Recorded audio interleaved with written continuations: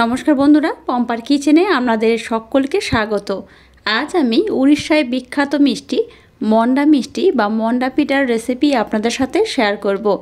এই পিঠা বা মিষ্টিটা দেখতে যেমন সুন্দর হয়, খেতে তেমনই অপূর্ব অসাধারণ। আর এই পিঠা একবার খেলে দেখবেন বারবার বানাতে ইচ্ছা করবে। তাহলে চলুন দেরি না করে আজকের এই অপূর্ব স্বাদের মন্ডা পিঠা বা মন্ডা মিষ্টির রেসিপিটা দেখে নেওয়া যাক। আজকে যে পিঠা বানাবো তার জন্য দেখুন প্রথমেই একটা মিক্সির জার আমি নিয়ে নিয়েছি। এর মধ্যে দিয়ে দেবো অল্প একটু ছানা, দিয়ে দেবো 2 চামচ মিল্ক পাউডার মানে গুঁড়ো দুধ, মিষ্টির জন্য দিয়ে দেবো বেশ কয়েকটা বাতাসা, আর এখানে দিয়ে দেবো এই ছোট্ট বাটির মাপ করে 1 বাটি লিকুইড দুধ, দিয়ে দেবো সামান্য একটু এলাচ পাউডার। এবার এই সমস্ত উপকরণ আমি একসাথে খুব ভালোভাবে ব্লেন্ড করে নেব। দেখুন মিশ্রণটাকে আমি খুব সুন্দর করে ব্লেন্ড করে নিয়েছি। আর দেখুন এইরকম কিন্তু একদম একটু পাতলা করে ব্লেন্ড করতে হবে, তাতে করে আজকে একটা ক্ষীর বানাবো, তো সেই ক্ষীরটা বানাতে কিন্তু বেশ সুবিধা হবে। তো এইভাবে দেখুন মিশ্রণটাকে আমি সুন্দর করে ব্লেন্ড করে নিয়েছি। চলুন এবার নেক্সট স্টেপ আপনাদের সাথে শেয়ার করা যাক। এবার দেখুন গ্যাসটাকে জেলে দিয়ে একটা কড়া বসিয়ে দিয়েছি আর কড়াটাকে গরম করে নিয়েছি। এবার এখানে দিয়ে দেবো এই কাপটা মাপ করে 1/2 কাপ লিকুইড দুধ। এবার দেখুন দুধটাকে কিন্তু আর ফুটিয়ে নেওয়ার দরকার নেই, যেহেতু দুধটাকে আমি আগে থেকে ঘন করে ফুটিয়ে জাল দিয়ে রেখে দিয়েছিলাম, তাই এটাকে আমি একটু জাস্ট গরম করে নেব। এবার মিক্সির জারের মধ্যে যে ছানাটাকে আমি ব্লেন্ড করে নিয়েছিলাম সেটা এখানে দিয়ে দেব। অল্প অল্প দেবো আর এইভাবে নাড়তে থাকবো। গ্যাসের ফ্লেমটাকে এবার একদম লো টু হালকা মিডিয়াম দিয়ে এবার এই মিশ্রণটাকে আমি একটু ঘন করে ফুটিয়ে নেব। আজকে যে মিষ্টিটা বানাবো তার জন্য একটা পুরের দরকার, তাই এখানে দেখুন ছানা দিয়ে একটা ক্ষীরের পুর আমি বানিয়ে নিচ্ছি। তো এইভাবেই কিন্তু পুরটাকে বানালে পুরটা অসাধারণ খেতে লাগবে। আর আজকে যে মিষ্টি বা পিঠাটা বানাবো সেটা কিন্তু অসাধারণ দেখতে হয়, খেতেও খুবই সুন্দর হয়। গ্যাসের ফ্লেমটাকে দেখুন লো টু হালকা মিডিয়াম দিয়ে এটাকে আমি বেশ ঘন করে ফুটিয়ে নেব। গ্যাসের ফ্লেমটাকে দেখুন একদম লো টু হালকা মিডিয়াম দিয়ে এই ছানার মিশ্রণটাকে আমি খুব সুন্দর করে বানিয়ে নিয়েছি। আর দেখুন একদম ক্ষীর হলে যেমন হয় ঠিক ক্ষীরের মতো করে আমি কিন্তু এটাকে বানিয়ে নিয়েছি। আর এখানে যেহেতু আমি বাতাসা ব্যবহার করেছি তাই কালারটা দেখুন চেঞ্জ হয়ে গেছে, কালারটা কিন্তু এইরকমই হবে। এটাকে আমি আর খুব বেশি কিন্তু ঘন করব না, কারণ এটা যখন ঠান্ডা হবে আর একটু টাইট হয়ে যাবে, তাই এটাকে এই পর্যায়ে কিন্তু নামিয়ে নিতে হবে বা গ্যাসটাকে বন্ধ করে দিতে হবে।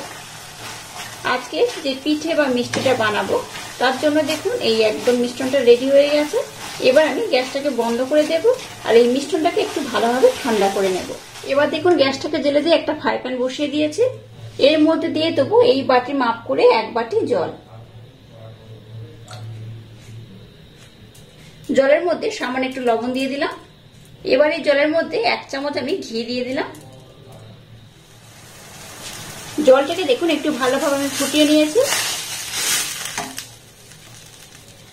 এবার যে বাটি মাপ করে আমি জল নিয়েছি সেই বাটি মাপ করে আতপ চালের গুঁড়ি নিয়ে নিয়েছি।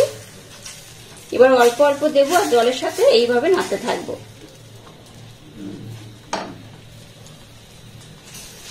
1 বাটি জলের জন্য 1 বাটি আতপ চাল, এইভাবেই কিন্তু এটাকে ব্যবহার করতে হবে। আবারও ওই বাটি মাপ করে সামান্য একটু জল আমি উপর থেকে এইভাবে দিয়ে দেব। এবার এটাকে ঢাকা দিয়ে আমি 10 মিনিটের জন্য রেখে দেব। 10 মিনিটের মধ্যে এই চালের গুঁড়িটা একটু ভালোভাবে তো সিদ্ধ হয়ে যাবে আর মিশ্রণটা কিন্তু খুব সুন্দরভাবে রেডি হয়ে যাবে। মিশ্রণটাকে দেখুন আমি 10 মিনিটের জন্য রেস্টে রেখে দিয়েছিলাম ঢাকা দিয়ে। এবার মিশ্রণটা কিন্তু একদম নরম হয়ে গেছে। এবার এই পাত্রের মধ্যে আমি সম্পূর্ণ মিশ্রণটাকে ঢেলে নেব। এবার মিশ্রণটা কিন্তু একটু হালকা গরমও রয়েছে, এই একটু হালকা গরম অবস্থায় এবার মিশ্রণটাকে খুব সুন্দর মোলায়েম সফট করে মেখে নিতে হবে। আর এইভাবে মাখাতে মাখাতে যদি মনে হয় যে মিশ্রণটা খুব টাইট হয়েছে তাহলে হালকা একটু গরম জল এখানে ব্যবহার করতে পারেন, তবে জলের আশা করছি আর প্রয়োজন হবে না। যে মাপে আমি বলেছি সেই মাপেই কিন্তু এটা খুব ভালোভাবে হয়ে যাবে। এবার এটাকে ডলে ডলে খুব সুন্দর করে মেখে নেব। মিশ্রণটাকে দেখুন আমি কিন্তু একদম মোলায়েম সফট করে মেখে নিয়েছি, দেখে বুঝতেই পারছেন কতটা সফট হয়েছে কতটা মোলায়েম হয়েছে।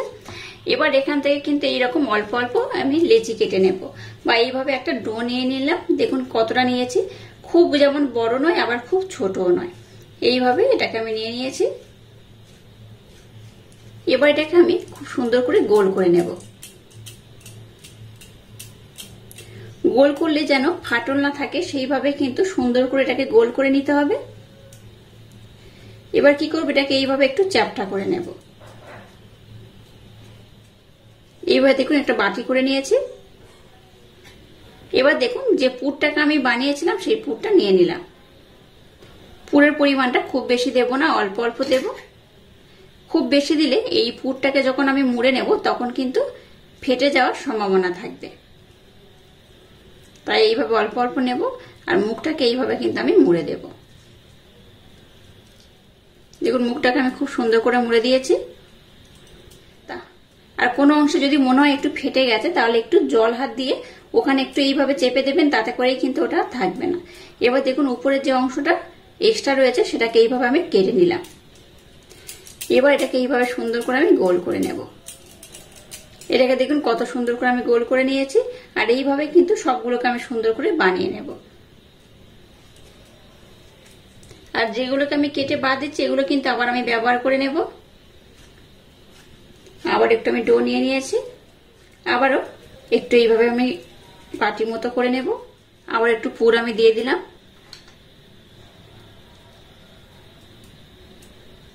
এই যে মন্ডা পিঠায় বা মন্ডা মিষ্টিটা বানাচ্ছি, এটা কিন্তু উড়িষ্যায় বিখ্যাত একটা মিষ্টি বা পিঠা বলতে পারেন। এটা খেতে অসাধারণ হয়, দেখতে তো সুন্দর হয়, দেখে বুঝতেই পাচ্ছেন একদম ক্ষীরের পুর দিয়ে ভরা। আমি এখানে ছানা দিয়ে যে পুরটা বানিয়েছি, আপনাদের হাতের কাছে ছানা না থাকলে এখানে কিন্তু পনিরও ব্যবহার করতে পারেন। পনির অথবা ছানা এই দুটোর মধ্যে যে কোনো একটা দিয়েই কিন্তু পুরটাকে বানাতে হবে। আবার দেখুন এক্সট্রা অংশটাকে বাদ দিলাম। আবার এটাকে আমি খুব সুন্দর করে গোল করে নেব। দেখুন সমস্ত মন্ডা মিষ্টিগুলোকে আমি খুব সুন্দর করে বানিয়ে নিয়েছি। আর কত সুন্দর দেখতে হয়েছে দেখুন। এটা দেখতে যেমন সুন্দর লাগছে এটা কিন্তু খেতে তেমনই অপূর্ব অসাধারণ। একবার হলো এই মিষ্টিটা ট্রাই করতে পারেন, অপূর্ব খেতে লাগে। এবার এটাকে সরিয়ে রাখলাম। এবার এরকম ছিদ্রযুক্ত একটা আমি থালা নিয়ে নিয়েছি। এবার দেখুন এই ব্রাশের মাধ্যমে একটু ঘি নিয়ে নিয়েছি। ঘি দিয়ে খুব ভালোভাবে চারিদিকে আমি লাগিয়ে দেব। এইভাবে লাগিয়ে দিলে এই পিঠাটা কিন্তু তেলে ভাজা হবে না, ভাপানো হবে। তাই এইভাবে একটু ঘির প্রলেপ লাগিয়ে দিলে যখন এটা ভাপানো হয়ে যাবে ওঠানোর সময় কিন্তু একটার সাথে একটা লেগে যাবে না, খুব সহজে উঠে আসবে। আর পাত্রের গায়েও কিন্তু লেগে ধরবে না। এবার এগুলোকে এইভাবে আমি সাজিয়ে দিয়ে দেব।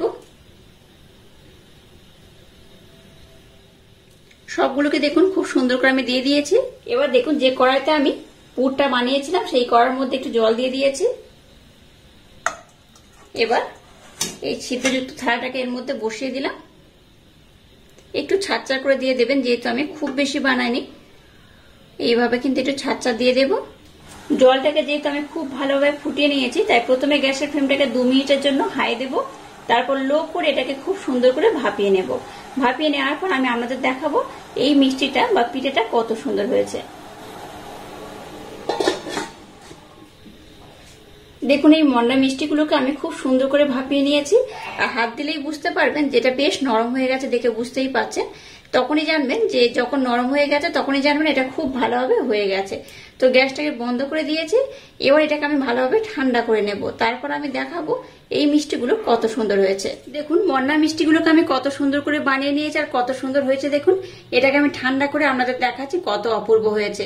আর এটা আমি একটু বেশিক্ষণ সময় দিয়ে ভাপিয়ে নিয়েছিলাম, তার জন্য 2-1টা কিন্তু এইভাবে ফেটে গেছে। ভিতরে দেখুন পুরে ভরপুর।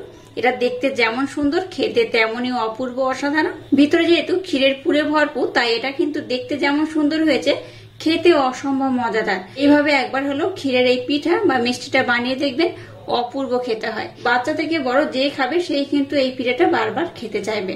আর আজকের এই অপূর্ব স্বাদে পিঠে বা মিষ্টির রেসিপিটা যদি আপনাদের ভালো লাগে তাহলে চ্যানেলটাকে লাইক, শেয়ার, কমেন্ট এবং সাবস্ক্রাইব করবেন। আর পাশে থাকা বেল আইকনটা প্রেস করে দেবেন। তাহলে টাটা, আবার দেখা হচ্ছে নতুন কোনো রেসিপি নিয়ে।